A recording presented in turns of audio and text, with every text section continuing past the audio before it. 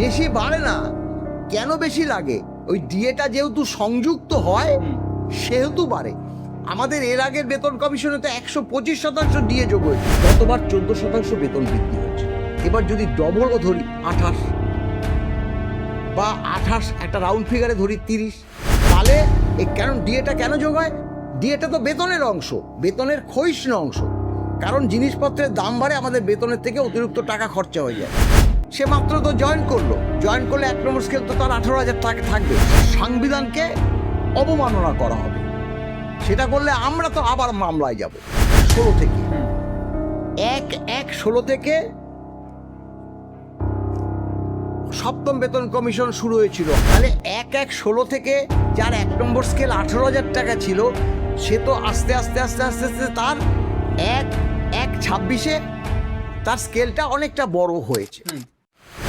Sir, বলা চলে সপ্তম পে কমিশন এখন সরকারি কর্মচারীদের মধ্যে আলোচনার একটা মূল বিষয়। সপ্তম পে কমিশন লাগু হলে ঠিক কতটা বেতন বাড়ার সম্ভাবনা রয়েছে? ফিটমেন্ট ফ্যাক্টর কতটা কার্যকর হবে? দেখুন, বেতন কমিশন তারা কিভাবে কাজ করে। কেন্দ্রীয় সরকারের বেতন কমিশন বসে যাবার পর তারা একদম একজন সরকারি কর্মচারীর কত টাকা বেতন হবে সেটা কিন্তু নির্ণয় করে এই কেন্দ্রীয় বেতন কমিশন। আর কেন্দ্রীয় বেতন কমিশন হয়ে যাওয়ার পর অন্যান্য স্টেট গভর্নমেন্ট বেতন কমিশন বসালে পরেও তারা কিন্তু তাদের বেতন কিভাবে সংশোধন হলো সেটা দেখেই তারা বেতনটা সংশোধন করে। সেটা আমাদের সরকারও করে। তাহলে কিভাবে করে দেখুন, আপনার ধরুন আমাদের সপ্তম হবে, বর্তমান কেন্দ্রীয় সরকারের অষ্টম হবে, একই সেম। তা আমাদের যে 6 বেতন কমিশনে 1 নম্বর স্কেল ছিল 17,000 টাকা, আর 7 বেতন কমিশন সেন্ট্রালের ছিল 18,000 টাকা। আমাদের এখনো 60% ডিএ হয়নি, ওদের 60% ডিএ হয়ে গেছে, মানে কেন্দ্রীয় সরকার। তাই আমি 18,000 টাকার 1 নম্বর স্কেলটার উপর আমি হিসাবটা বলে দিচ্ছি, কর্মচারী সমাজের বুঝতে সুবিধা হবে। এবার 18,000 টাকা 1 নম্বর স্কেল কবে হয়েছিল না, সেটা সপ্তম বেতন কমিশন, সেখানটা কবে থেকে শুরু হয়েছিল? 1/1/16 থেকে 1/1/16 থেকে সপ্তম বেতন কমিশন শুরু হয়েছিল। আমাদেরও 1/1/16 থেকে ষষ্ঠ বেতন কমিশন শুরু হয়েছিল। কেন্দ্রীয় সরকারের 1/1/16 থেকে সপ্তম বেতন কমিশন শুরু হয়েছিল। সেই সময় 1 নম্বর স্কেল হয়েছিল 2.57 গুণিতক, অর্থাৎ ফিটমেন্ট ফ্যাক্টর। ওইটা গুণ করলে তাদের 18,000 টাকা হয়েছিল। ঠিক সেম আমাদের তখন অভিরূপ সরকার ছিল, তিনি ডিএ রাখেনি, ডিএর কোনো কনসেপ্ট রাখেনি।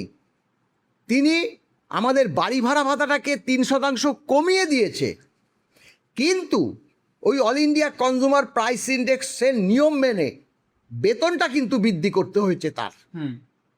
সেখানে এদিক ওদিক করতে পারবে না, তাহলে পরে ওই যে সংবিধানকে অবমাননা করা হবে। সেটা করলে আমরা তো আবার মামলায় যাব।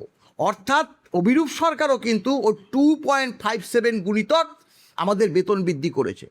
আমাদের তখন ছিল 6,600 1 নম্বর স্কেল, দেখবেন 2.57 গুণিতক করলে পরে 17,000 চলে আসবে। আর কেন্দ্রীয় সরকারের যে আগের যে ষষ্ঠ বেতন কমিশনে ছিল 7,000 টাকা, সেখানে 2.57 গুণ করলেই 18,000 টাকা হয়। এটা কি এই যে গুণিতকটা কি, এটাই হচ্ছে ফিটমেন্ট ফ্যাক্টর। সেটা বার করে এই যে কেন্দ্রীয় সরকারের যে বেতন কমিশন হয়েছে তার চেয়ারম্যান এবং মেম্বাররা মিলে দেখে 10 বছর ধরে যে চলা বেতন কমিশন, তাতে খাদ্য, বস্ত্র, বাসস্থান, শিক্ষা, স্বাস্থ্য ছাড়াও সরকারি কর্মচারীরা খুব ক্ষুদ্র অংশ তারা সঞ্চয় করে। তাহলে তাদের বেতনটা কতটা হলে তারা এই 10 বছর ধরে তারা চালিয়ে যেতে পারবে, এটাই হচ্ছে all India consumer price index অনুসারে টোটাল যে 10 বছরের বিগত দিনের 10 বছরের ডিএটাকে হিসাব করে এটা ক্যালকুলেশন করে। যেমন এবার বলছি 18,000 টাকা সপ্তম বেতন কমিশনের এখন 1 নম্বর স্কেল, কিন্তু 1 নম্বর স্কেল যিনি এনজয় করেছে সপ্তম বেতন কমিশনে তার তো ওখান থেকে ইনক্রিমেন্ট হতে হতে হতে হতে অনেকটা হয়ে গেছে। এবার যে বেতন কমিশনটা লাগু হবে 1/1/26 থেকে, তাহলে 1/1/16 থেকে যার 1 নম্বর স্কেল 18,000 টাকা ছিল সে তো আস্তে আস্তে আস্তে আস্তে আস্তে তার 1/1/26-এ তার স্কেলটা অনেকটা বড় হয়েছে। সে তার কত হয়েছে সেটা তো আমি জানি না ইনক্রিমেন্ট। এখন ধরুন 1/1/26-এর আগে 1/1/25-এ সেন্ট্রাল গভর্নমেন্টের কোনো একজন কর্মচারী মানে 1 নম্বর স্কেলে জয়েন করলো, তার কিন্তু যেহেতু এখনও পরবর্তী বেতন কমিশন হয়নি সে কিন্তু বেতন পাবে ওই 18,000 টাকা। সে মাত্র তো জয়েন করলে 1 নম্বর স্কেল তো তার 18,000 থাকবে, তার আবার 18,000 টাকা থাকবে। সে পরবর্তীকালে যে বেতন কমিশন হবে সেটাতে তার বেতন বাড়বে। সে 18,000 টাকা পেলেও সে কিন্তু ডিএটা পাচ্ছে 60%, সেই সময় যা দিয়ে থাকবে 60%। তাহলে 18,000-এর সঙ্গে ধরুন 1 নম্বর স্কেল ওই যে 1/1/26-এ যার যেখানে থাকবো, কেন যেহেতু বেতন কমিশনটা 1/1/26 থেকে, তাই ওই 1/1/26-এ কর্মচারীদের যার বেতন ওই 1/1/26-এ যত তার সঙ্গে 60% ডিএটা যোগ হবে। ধরুন 18,000 সঙ্গে 60% ডিএ যোগ হলে 60% ডিএ হচ্ছে 10,800 টাকা। তাহলে কারণ ডিএটা কেন যোগ হয়? ডিএটা তো বেতনের অংশ, বেতনের ক্ষয়িষ্ণু অংশ, কারণ জিনিসপত্রের দাম বাড়ে, আমাদের বেতনের থেকে অতিরিক্ত টাকা খরচা হয়ে যায়, তাই বেতনের অংশ। তাই 60% 18,000-এর সঙ্গে 60% যোগ হবে। 60% যোগ হলে 10,800 হলে 28,800 টাকা তার এমনিতেই বেতনটা হয়ে দাঁড়িয়ে আছে 60% যোগে। এইবার হাইট কতটা পার্সেন্টেজ বেতন বৃদ্ধি করবে ওই যে all India consumer price index অনুসারে, সেখানে যদি গতবার 14% বেতন বৃদ্ধি হয়েছিল, এবার যদি ডবলও ধরি 28 বা 28 একটা রাউন্ড ফিগারে ধরি 30, যা মানে ডিএ যোগে যতটা হয়েছে তার সঙ্গে 30% যদি বেতন বৃদ্ধি হয়, করতে আমার সুবিধা হবে বলে আমি বললাম 30% হাইট করলে সেখানে 8,640 টাকার মতো হচ্ছে 30% বেতন বৃদ্ধিতে। তাহলে 28,800 টাকা তার ডিএ যোগে বেতন, আর হাইট যদি দেয় 30% মানে পার্সেন্টেজ, তখন টোটাল হয়ে যাবে 37,440 টাকা। সেটাকে যদি আমি রাউন্ড ফিগার করি 38,000 টাকা, 1 নম্বর স্কেল 38,000 টাকার মতো হবেই 1 নম্বর স্কেল ওই 1/1/26-এ, মানে একদম প্রথম থেকে 38,000 দিয়ে একদম শুরু হবে।